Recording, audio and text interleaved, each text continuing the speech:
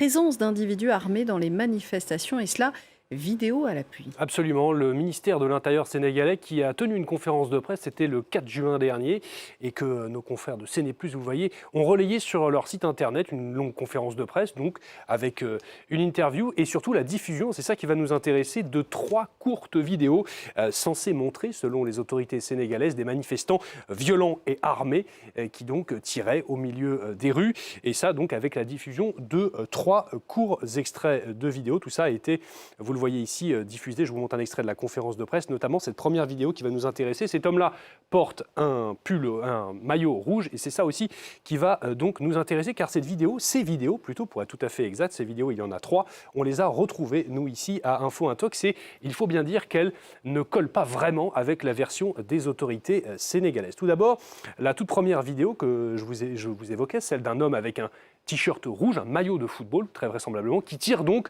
au fusil d'assaut en pleine rue. Cette vidéo, on l'a retrouvée, nous, ici, sur Facebook. Elle est extraite d'un compte Snapchat, vous le voyez juste ici. L'homme, ici, on le voit là, fusil en main, au milieu des rues.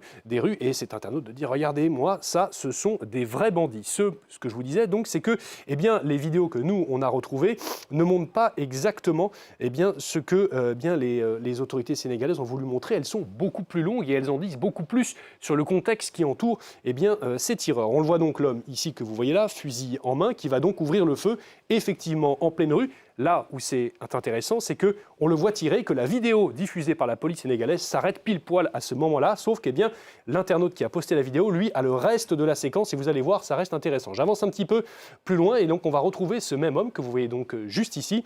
On le voit là, et il va être un peu plus loin, embarqué au milieu, vous le voyez juste ici, il est là, dans un pick-up que vous voyez ici, et à l'abord de ce pick-up, il y a 4 hommes avec des tenues, vraisemblablement des tenues anti-émeute, avec inscrit police sur leur dos.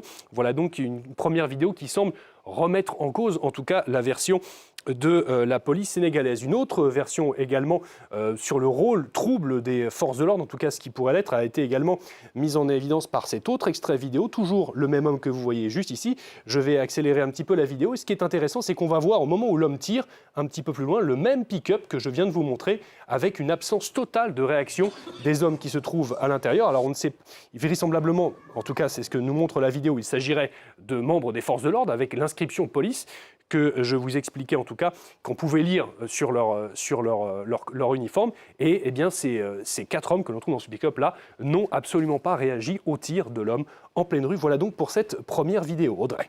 Et les incohérences ne s'arrêtent pas là. Absolument, avec notamment une autre vidéo qui a été diffusée par la police sénégalaise lors de cette conférence de presse. Une autre vidéo que je vous montre juste ici, c'est celle-ci. Là, je vous montre encore un extrait de la conférence de presse, celle d'un homme que l'on voit pistolet en main, lui aussi tiré en pleine rue. Une vidéo, là encore, également plutôt tronquée, comme nous avons pu nous le confirmer. Nous avons également pu retrouver cette vidéo sur un compte Facebook. Vous la voyez juste ici. On retrouve le même homme avec ce bandana blanc et donc ce pistolet en main, et donc des vidéos qui semblent illustrer un contexte totalement différent, notamment celle-ci que je vais vous montrer. Je vais mettre pause car c'est le début de la vidéo qui va beaucoup nous intéresser. L'homme au bandana blanc, il est là, on va le retrouver un petit peu plus tard. Intéressez-vous également à ces 2 hommes que l'on trouve jusqu'ici, ils ont des casques sur la tête et ils semblent eux aussi avoir l'attirail de forces de sécurité. Je vais avancer la vidéo un petit peu plus tard et vous allez voir qu'on va donc retrouver notre tireur au milieu de la rue. Vous le voyez juste ici avec son bandana blanc, son arme également. Et on va également voir un homme avec un t-shirt bleu. Je ne sais pas si vous avez pu l'apercevoir. Le voilà juste ici.